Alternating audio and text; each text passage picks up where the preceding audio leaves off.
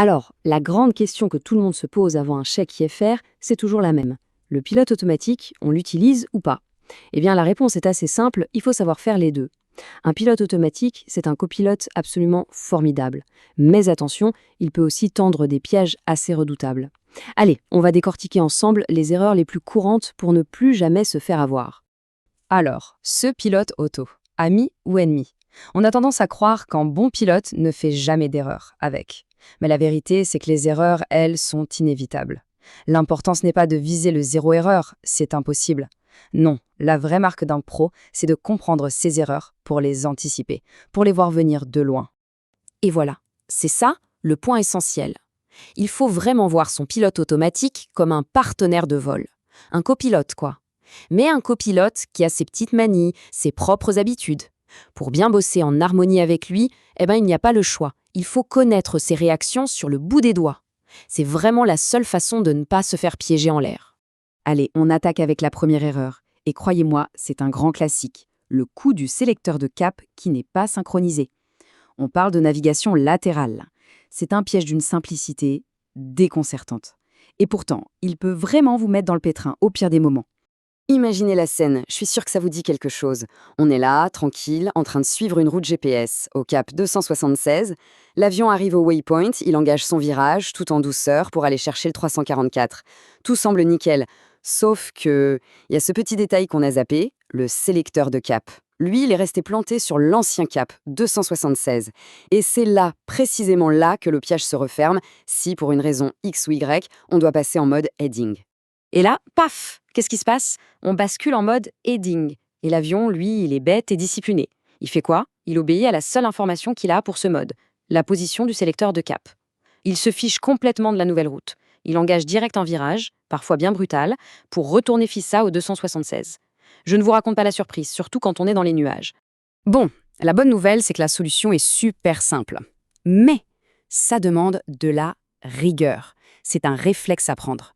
À chaque fois que l'avion tourne, que le pilote auto change de cap, hop, la main doit aller sur le sélecteur pour le synchroniser. Gauche, droite, peu importe. C'est vraiment cette petite habitude qui fait toute la différence pour la sécurité et pour savoir où on en est. Et puis, soyons honnêtes, la technologie nous aide bien. Sur la plupart des cockpits modernes, type G1000, il y a un bouton pour ça. On appuie au centre du sélecteur et clac, c'est synchronisé. Donc, plus vraiment d'excuses pour l'oublier. Ok, la navigation latérale, c'est vu. Maintenant, passons au plan vertical. L'altitude. Là aussi, il y a de quoi se faire surprendre. Une petite méconnaissance de la logique du pilote auto et ça peut vite devenir compliqué. On va regarder ensemble deux cas d'école assez vicieux. Alors, premier scénario, c'est le grand classique. On est en montée, on a sélectionné 3000 pieds, et là, en plein milieu de la grimpette, le contrôle nous dit finalement monter 5000 pieds. Bon. Et c'est là, pile à ce moment-là, que notre timing va absolument tout changer. Et là, c'est vraiment une histoire de timing, regardez bien. Si on change l'altitude pour 5000 pieds avant que le mode de capture s'enclenche, c'est-à-dire quand on est encore assez loin des 3000 pieds, pas de souci. Le pilote auto prend la nouvelle consigne et continue de monter. Par contre, si on traîne un peu, qu'on attend la dernière seconde et que le mode de capture pour 3000 pieds s'est déjà armé, c'est trop tard. Le pilote auto va tout simplement ignorer notre changement et il va s'arrêter sagement à 3000 pieds. Fini. Passons au deuxième cas. Celui-là, il est plus fin, plus subtil et franchement, il peut être bien plus dangereux. On est en finale, en descente. On vise notre altitude minimale, mettons 1100 pieds. Et là, bonne intention, on se dit « Tiens, pour gagner du temps, je vais déjà présélectionner l'altitude de remise de gaz, disons 3000 pieds. » L'idée est bonne, mais le résultat, lui, l'est beaucoup moins. Alors, petite question, que va faire le pilote auto à ce moment-là? Rappelez-vous, il descend, il vise 1100 pieds. On est en train de passer, disons, 2100 pieds. Et d'un coup, on lui affiche une nouvelle altitude cible de 3000 pieds, donc bien au-dessus. Qu'est-ce qu'il fait? Eh bien, la réponse, elle est surprenante et pas du tout intuitive. Le pilote automatique va simplement arrêter de descendre. Voilà. Il se met en palier, là, à 2100 pieds. Sa logique est simple, la nouvelle altitude est au-dessus, donc pourquoi continuer à descendre? Il considère qu'il a capturé une altitude et il attend. Inutile de dire que ce n'est pas du tout, mais alors pas du tout ce qu'on voulait, en plein milieu d'une finale. Donc, la bonne méthode, la procédure sûre, c'est quoi? C'est d'attendre. Je sais, on approche, on est déjà bien occupé, mais il faut attendre. On attend que le pilote auto entre en mode de capture d'altitude pour l'altitude minimale. Généralement, on voit un ALTS qui s'affiche, et seulement à ce moment-là, on peut tourner le bouton pour afficher l'altitude de remise de gaz, pas avant. Allez, on termine avec une troisième erreur très très courante. Ça concerne ce fameux bouton approche, celui sur lequel on a tous la main qui démange un peu trop tôt. Et vous allez voir, comme pour le reste, c'est encore et toujours une histoire de timing. C'est un réflexe, on l'a presque tous. Le contrôle dit autoriser approche ILS et hop, le doigt est déjà sur le bouton APR. Ça paraît logique, non? Sauf que cette petite habitude, cette hâte, eh bien elle peut nous faire intercepter le plan de descente n'importe comment et beaucoup trop tôt.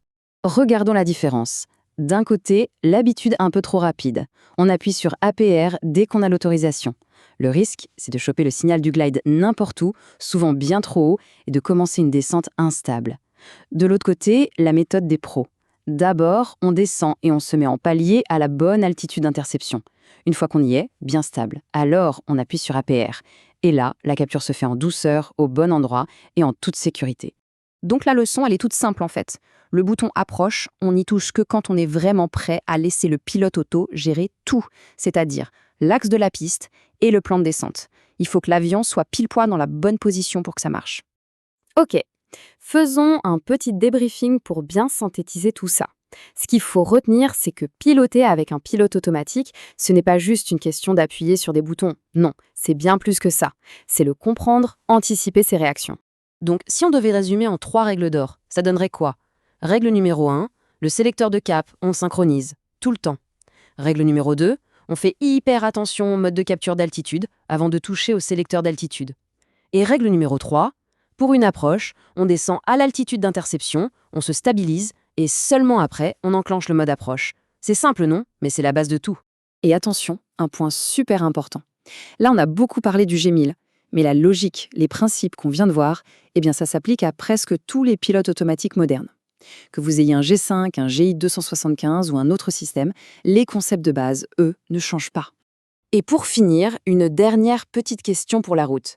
Ce pilote automatique, pour vous, c'est un copilote ou c'est un remplaçant? L'automatisation, c'est un outil absolument génial, mais il est là pour nous aider, pas pour nous remplacer. Toute la différence entre un pilote qui maîtrise son avion et un pilote qui se laisse juste transporter, elle est là. Savoir à chaque seconde qui est le vrai commandant de bord. Et ça doit toujours être vous.